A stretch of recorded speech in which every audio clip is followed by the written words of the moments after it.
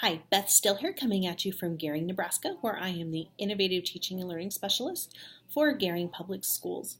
Before my time here at Gering, I was a social studies teacher in alternative high school here in western Nebraska.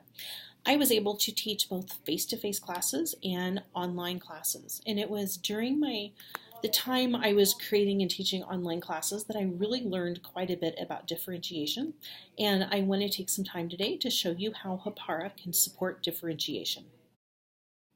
What you're looking at here is a Hapara workspace that is based on a typical chapter out of a world geography book. And this chapter just happens to be on Africa.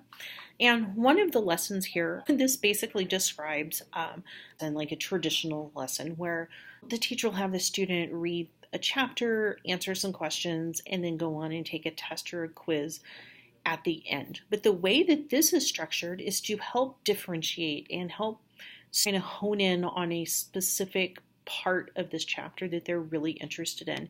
If you'll notice over here on the left-hand side of the page, this class is broken up into different groups. There's a group for war and conflict, food shortage, water shortage, and desertification. Those are all the main topics that are covered in this particular chapter.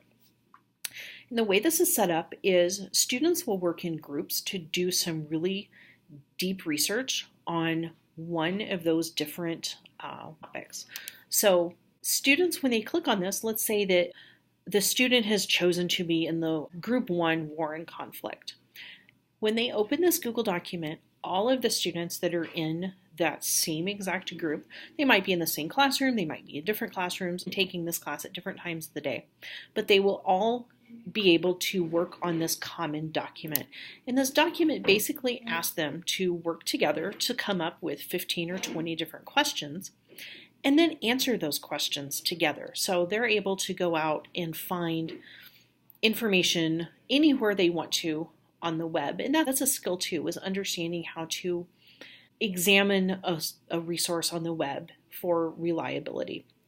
Then, once they get all of that done, what they'll do is they will work as a team to figure out how they want to show their learning. So they might come up with a slide presentation or a video or an interactive digital poster. There's all kinds of different things that they could come up with to explain what they have learned about. But the other thing I want to point out is the rubric up here. The rubric, no matter how the students choose to show what they've learned, that rubric's going to remain the same. And that's one of the important things to know what differentiation is. Just because students are working on different projects doesn't mean you're going to assess their learning any differently. So I hope this helps you understand differentiation a little bit and how Hapara Workspace can help make the workflow much easier for you and your students.